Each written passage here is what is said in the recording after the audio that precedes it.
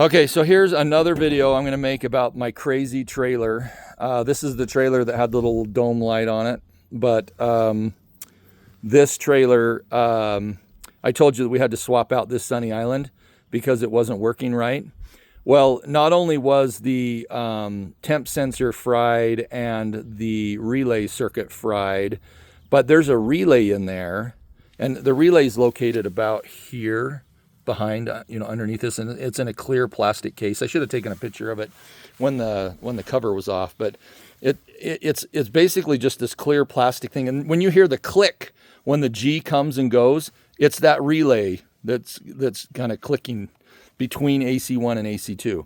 Well, this guy, well, not this guy, because we swapped him out, but the guy before him, one of the reasons that was causing that Sunny Island not to work is that the relay had become fused, not just stuck. Sometimes you can take the cover off and tap that with your screwdriver, kunk, kunk, kunk, and then the relay will let go. But in this case, that relay had completely fused and we could not get it to come back.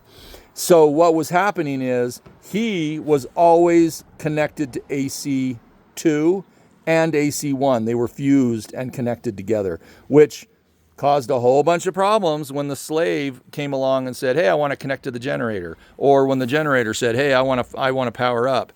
And so we had to pull this guy because that relay was bad. Now, they taught me how to test for that, and that's what this video is about. So when this cover is off, down here in the bottom corner, you have AC1, and you'll have a neutral and a load connection, and then you'll have some ground connections, and then right here you'll have AC2 with a load and a neutral as well. So when this is in the off powered down state, the relay should automatically click to the off position. But this guy wasn't going to the off position. So in order to test this, you have to take, this is the only thing that sucks, is you do have to actually disconnect the wirings from AC1 and AC2. You literally have to unscrew them.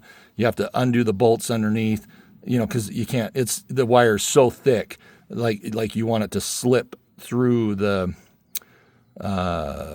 clamp at the bottom. And so you got to loosen the clamps. Anyway, you got to disconnect both the load and neutral for AC2 and the load and the neutral for AC1.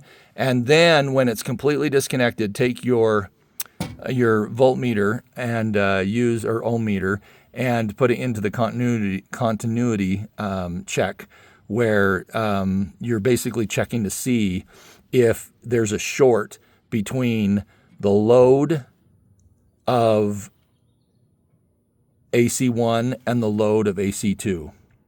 And if those two are shorted, then that means your relay is stuck, because in the powered off state, that relay should always open. Anyway, I hope this is helpful for folks. That was kind of a real hassle and a pain to diagnose. Basically, it wasn't connecting to the generator properly, and when it did connect, it would almost instantly throw circuit breakers, and I was like, what in the world is happening? And that was because the relay had gotten stuck on. These little relays seem to be the nemesis of this. It just seems like you could replace that relay, or you could, open it up or drill a little hole and knock it, or, bump it. I don't know. I just didn't get that daring. One of these days I'll have to play around with that broken relay and see if it's something that is repairable. But in this case, it wasn't just the simple tap, tap, tap to get it to release. It was like fused in a way, like it partially welded itself or something. Anyway, there you go. That is the story of the reason why we had to replace that master. Hopefully somebody out there finds that video helpful.